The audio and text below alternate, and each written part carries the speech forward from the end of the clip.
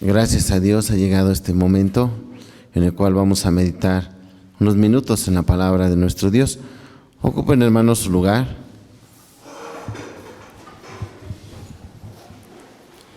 Hay un pasaje que vamos a leer, hermanos,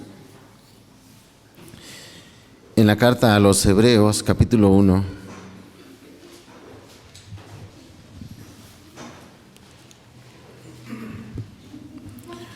Dice en la carta a los Hebreos, capítulo 1, Dios, habiendo hablado muchas veces y en muchas maneras en otro tiempo a los padres por los profetas, en estos postreros días nos ha hablado por el Hijo, al cual constituyó heredero de todo, por el cual asimismo hizo el universo, el cual, siendo el resplandor de su gloria y la misma imagen de su sustancia, y sustentando todas las cosas con la palabra de su potencia, habiendo hecho la purgación de nuestros pecados por sí mismo, se sentó a la diestra de la majestad en las alturas.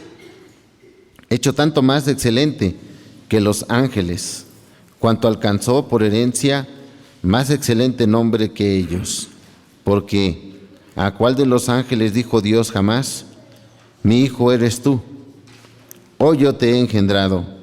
Y otra vez, yo seré a él padre, y él me será a mi hijo.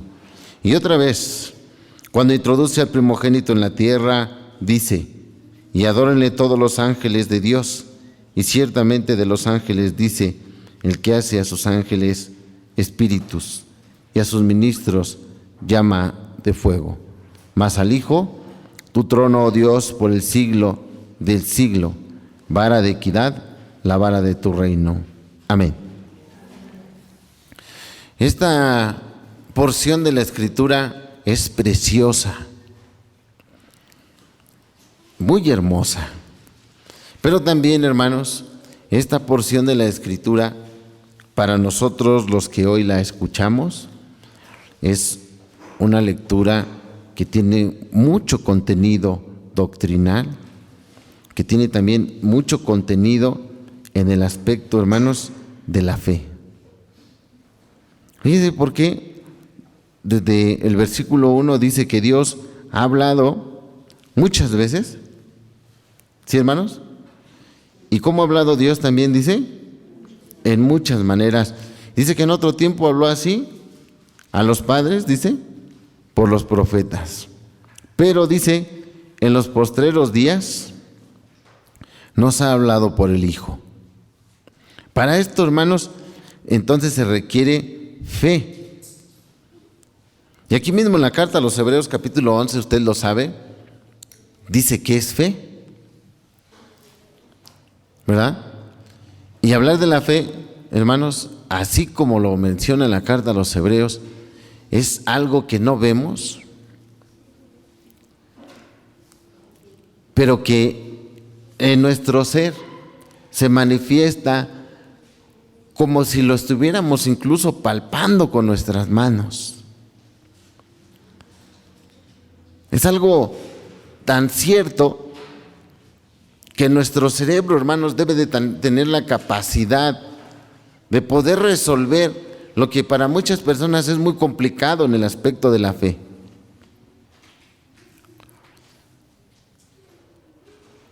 Dice Tomás, aquel hombre, acerca de la persona y resurrección de Jesús. Si no veo, ¿qué dijo Tomás? No lo puedo creer. Entonces fue necesario que el mismo maestro le dijera, acércate, Tomás. ¿Verdad, hermanos? ¿Y qué más hizo Tomás?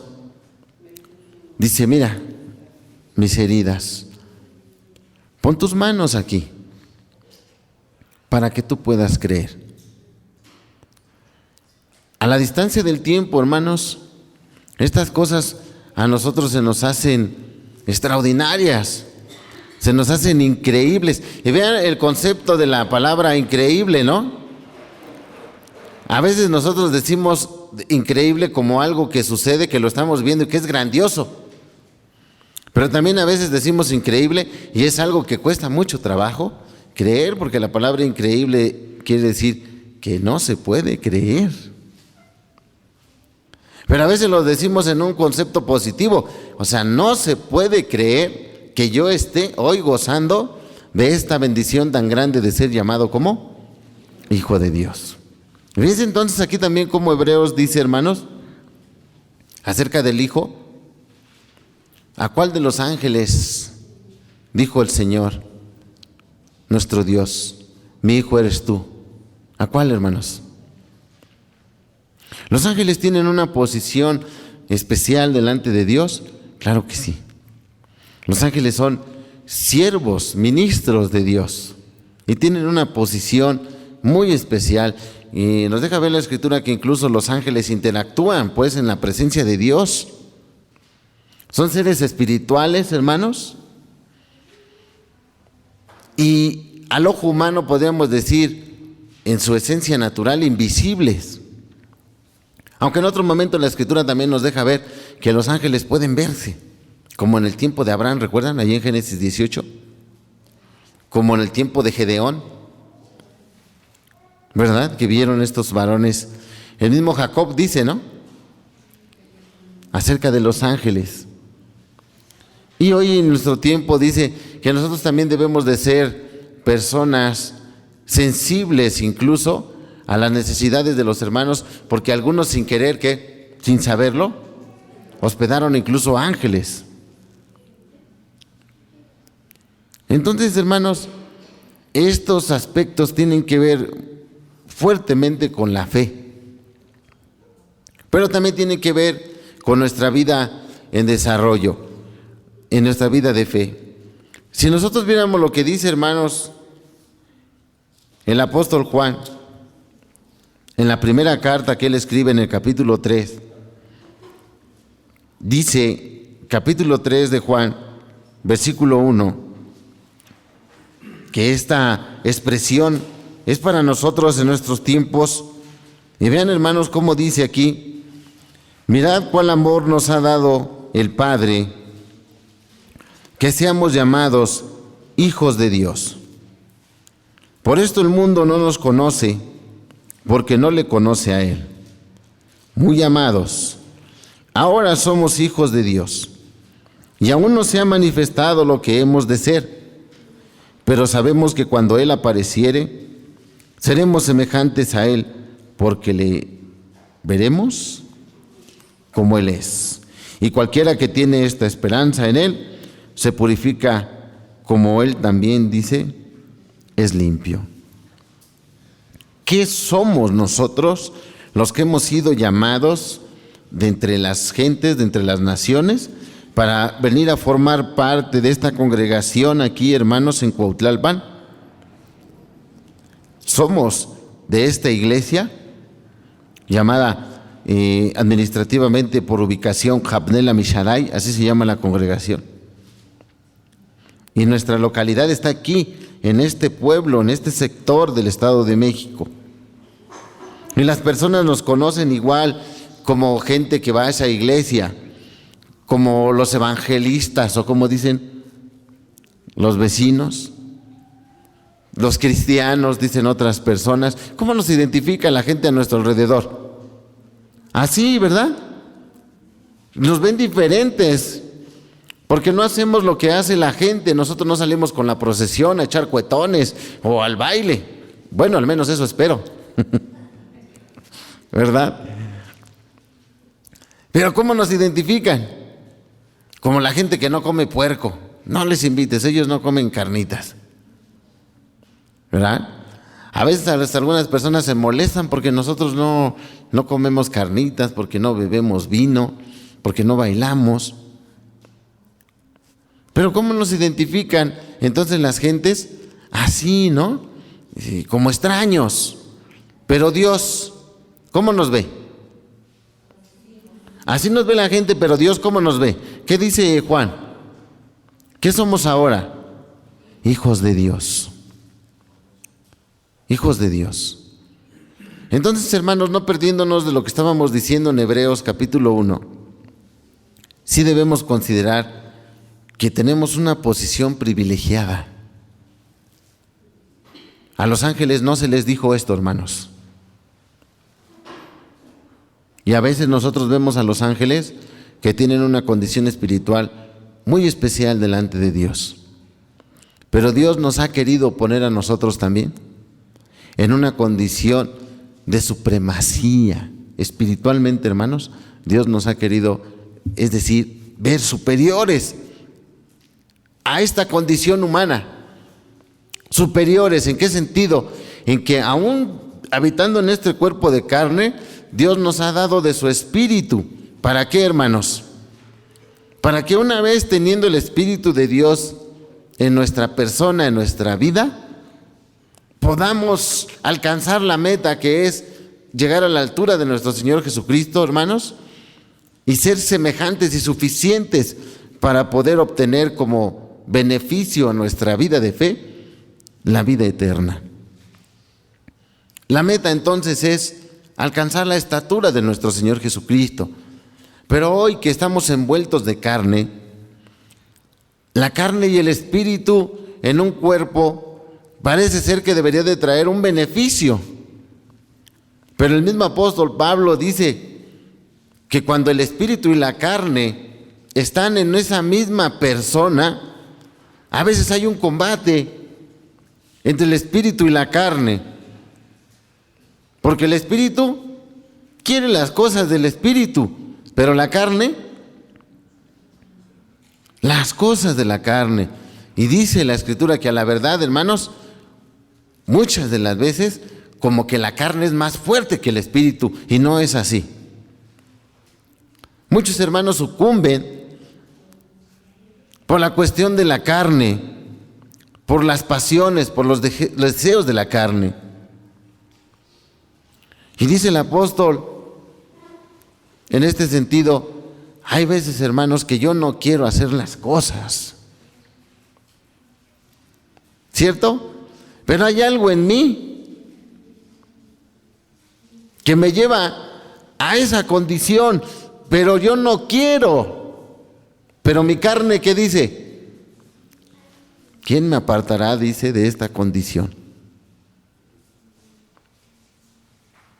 Pero cuando estamos en el Espíritu, y cuando el Espíritu, hermanos, domina la carne, nuestra condición es otra. Y nosotros debemos de trabajar y de actuar de tal manera, hermanos, que tengamos, dice la Escritura, dominio propio. Que podamos dominar este cuerpo con sus pasiones para poder ir al escalón, entonces, hermanos, siguiente, que es el Espíritu. Pero miren cómo nos llama Dios en esta condición en la que nos encontramos, aún en este cuerpo de carne. En esta condición dice que somos, ¿qué, hermanos? Sus hijos. Y por fe también debemos de aceptar que somos hijos de Dios. Ya no somos los seres humanos que teníamos este tipo de apetitos y que dábamos rienda suelta a nuestros deseos, sino que ahora hay un control en nuestra vida que es a través, hermanos, del Espíritu. Y aquí participa grandemente el concepto de la fe. Hermanos, creemos en nuestra vida y en nuestra persona, creemos por fe que somos hijos de Dios. ¿Creemos que somos hijos de Dios? Fíjense, hermanos, así nos está llamando la Escritura, que somos los hijos de Dios, aunque aún no se ha manifestado, dice, lo que hemos de ser. Eso quiere decir, hermanos, que nos falta todavía que ir más allá, que nos falta crecer más. Allá en el capítulo 3 del Evangelio de Juan, cuando vemos, hermanos, estos pasajes, nos damos cuenta de un proceso que el mismo Señor Jesucristo estaba diciéndole a este varón Nicodemo en ese diálogo, en el capítulo 3, y otras veces que hemos comentado sobre este pasaje del capítulo 3 del Evangelio de Juan.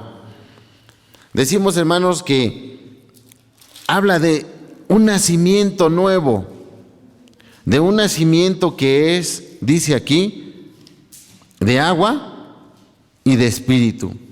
Dice el capítulo 3, versículo 4, dícele Nicodemo, ¿cómo puede el hombre nacer siendo viejo? ¿Puede entrar otra vez en el vientre de su madre y nacer? Respondiendo Jesús, de cierto te digo, que el que no naciere de agua y del espíritu, no puede entrar, dice hermanos, en el reino de Dios. Lo que es nacido de la carne, ¿qué hermanos? Carne es. Y lo que es nacido del espíritu, espíritu es. Ahora sí podemos medirnos a través de ello. Otras veces he comentado del espiritómetro.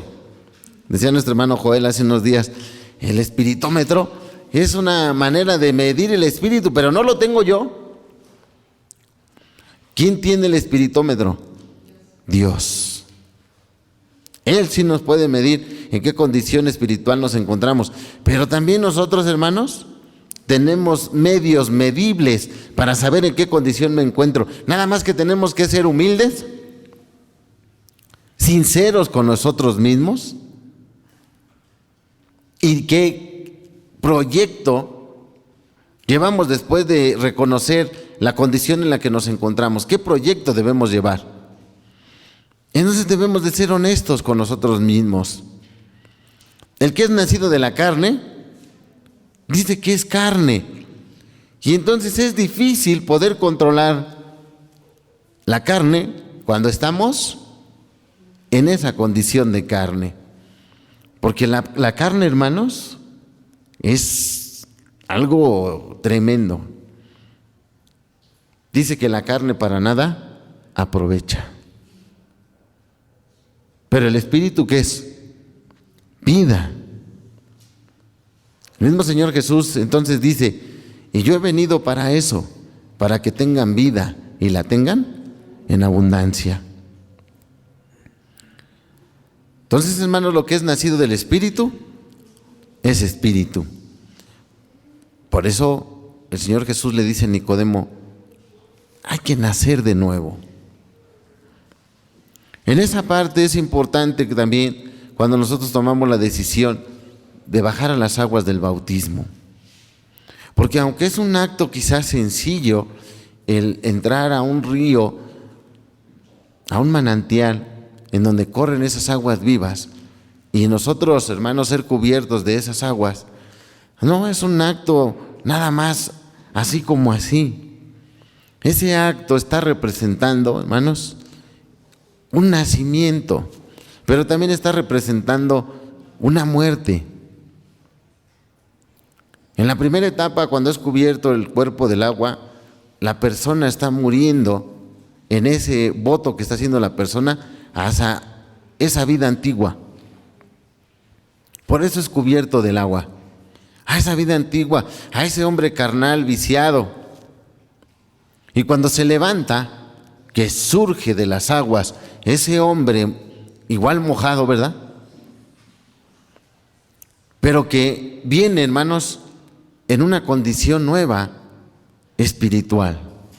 De tal manera que también se hace la imposición de manos a aquel hermano que sale de las aguas, con el propósito de que reciba el Espíritu de Dios y que viva en una vida espiritual, en una condición óptima delante de Dios. Aquí mismo, hermanos, en el capítulo 3, vamos a leer el 16 y el 17, que es un versículo, un pasaje clásico, inclusive muy trillado en el protestantismo, pero que tiene, hermanos, una fuerza importante y también una cuestión de conciencia. Porque dice el capítulo 3, versículo 16, porque de tal manera amó Dios al mundo, que ha dado a su Hijo unigénito, para que todo aquel que en Él cree, dice, no se pierda, mas que tenga vida eterna. Y dice el 17, porque no envió Dios a su Hijo al mundo para que condene al mundo, mas para que el mundo, dice, sea salvo por Él. qué vino entonces el Señor, hermanos? Para que el mundo, dice, sea salvo por Él. Pero ¿sabe qué, hermanos? Dice el versículo 17.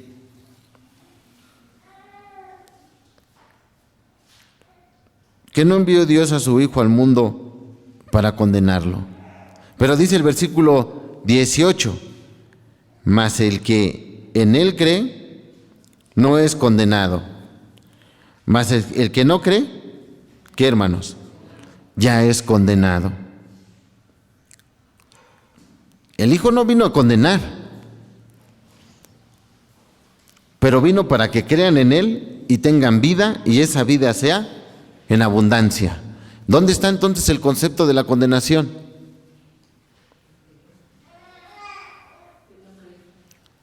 Entonces, hermanos, el que no cree en el Señor Jesús, dice aquí, ya ha sido condenado. Y la cuestión es de que la condenación viene por no creer en el Hijo de Dios. Ahí viene la condenación. Y a veces, hermanos, nosotros tenemos que ser muy precisos también con este concepto en la iglesia, porque el creer en el Señor es llevar también una vida de obediencia y de apego a las cosas de Dios. De nada sirve decir que creemos si no hacemos, porque la fe, hermanos, también es manifiesta a través de ello. Dice el apóstol, tú dices que tienes fe, muéstrame tus obras. Entonces, viviendo, obrando, funcionando, hermanos, como debe de ser en un hijo de Dios normal, espiritualmente, quizás viviendo en este cuerpo de carne. Ahora nosotros, ¿qué circunstancias padecemos, por ejemplo, de este cuerpo de carne? ¿Nos enfermamos? ¿Sentimos tristeza? También. ¿Tenemos frío? Sí. Eso es lo que consentimos en nuestro cuerpo de carne. Pero más allá de esto, hermanos, ya no podemos. No podemos volver atrás, porque dice que es como la puerca lavada, que después de que la bañan, sueltan al animalito y que hace inmediatamente otra vez, corre a revolcarse en el lodo, ¿verdad? O como el perro, dice también,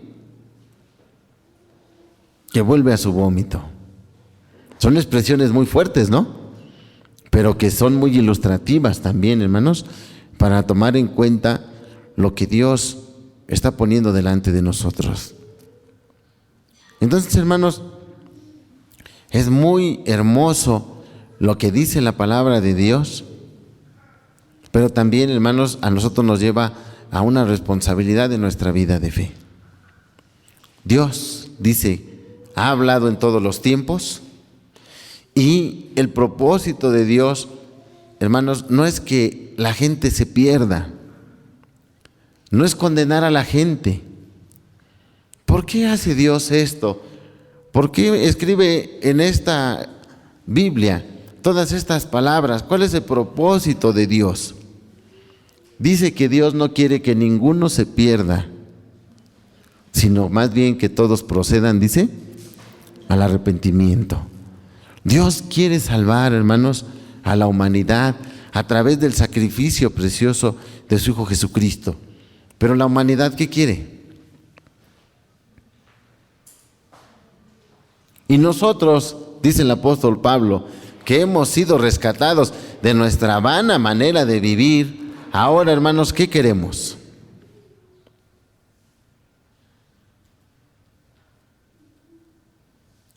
Se hizo un silencio grande. ¿Qué queremos?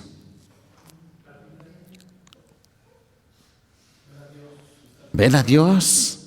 La vida, dice el hermano, que se cumpla lo que dice Juan, ¿no? Es que a veces decimos la vida eterna, pero ¿qué tendría de beneficio una vida eterna sin estar Dios aquí? Así es. Sí es. Al final, la esperanza es ver a Dios. Como dice Juan, dice, amados, ahora Somos hijos de Dios y aún no se ha manifestado. Pero cuando Él se manifieste, dice, seremos semejantes a Él porque le veremos tal como Él es. Pero ¿qué más dice después? Si el que tiene esta esperanza se purifica, es decir, está trabajando también, hermanos, en su vida de fe. Como dice también ahí, hermanos, en Eclesiastés, en todo tiempo sean blancos tus vestidos y nunca falte ungüento sobre tu cabeza. Y quitamos la cultura del échale ganas, la cultura del esfuérzate por vivir una vida, hermanos, en fe en nuestro Dios, una vida espiritual creciente, buscando siempre, hermanos, la presencia de nuestro Dios en nuestra vida y llevando también una obediencia. No solamente decimos a los 10 mandamientos que están en la palabra de nuestro Dios, porque no nada más decimos o estaríamos apuntando siempre a esa sección de la Biblia. Hay otros muchos más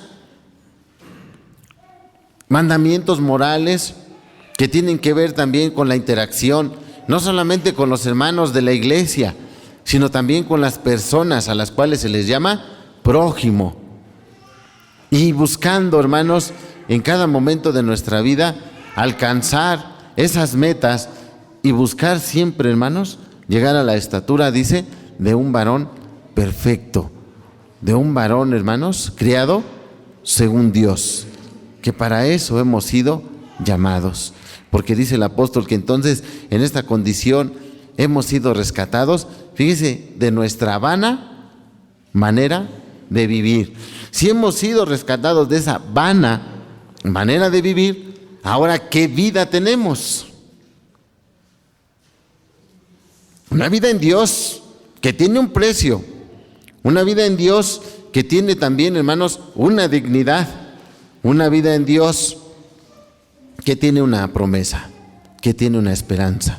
Y es a la cual cada uno de nosotros, motivados a través de estas acciones, vamos buscando siempre, hermanos, llegar a esa altura de ese varón perfecto y que nosotros también podemos lograrlo. Hablamos en ocasiones del apóstol Pablo de cómo él miraba las obras de Jesús, cómo él miraba también, hermanos, aquel varón que iba delante de él. Y Pablo, de una manera, hermanos, muy especial, iba siguiendo las pisadas del maestro, de tal manera que este varón se toma en algún momento la oportunidad de poder ver esas obras en su vida, y entonces él mismo incentiva a sus compañeros y a la iglesia y les dice: sed imitadores de mí, así como yo también de Cristo. Buscando, hermanos, ese desarrollo, buscando incentivar a los hermanos de la iglesia para poder alcanzar esa estatura. Creo, hermanos, que como dice la carta a los Hebreos, Dios en nuestros días nos sigue hablando a través de su Hijo Jesucristo, y que estas palabras es necesario que hagan eco en nuestros corazones, y que así también nosotros podamos llevarlas, hermano, a la obra en nuestras vidas, a la obra de la fe, y que a través de ello podamos ir creciendo en esa estatura. Y si seguimos en ese camino, hermanos, yo podía asegurarles que el éxito, hermanos, es alcanzable, que el éxito lo podemos nosotros lograr si vamos en esta actitud y en esa dirección, porque nuestro Dios, dice, hermanos, es un Dios de amor, un Dios justo, y nos ha dado la oportunidad a través de su Hijo Jesucristo de ser llamados a formar parte de este pueblo tan especial, el cual le rinde honor y alabanza. Qué hermoso, ¿no, hermanos? Qué hermoso poder ser de este pueblo tan especial que desde miles de años Dios ha estado instruyendo a través de su palabra, a través de sus siervos, los profetas, y hoy en este tiempo a través de ese Espíritu que se manifiesta en nosotros. Porque así dice su palabra, que el Espíritu nos guía a toda verdad. Entonces, ¿qué es lo que más nos conviene, hermanos? Que vivamos siendo espirituales, en una vida espiritual disciplinada y siempre, hermanos, en una actitud humilde, en una actitud misericordiosa, que es lo que hemos aprendido también de nuestro Dios. Y entonces, hermanos, como fin, dice la Escritura, la vida eterna. Hermanos, es lo que he querido compartir con ustedes en esta ocasión. Les agradezco mucho su atención. Que el Señor les siga bendiciendo y paz a vosotros.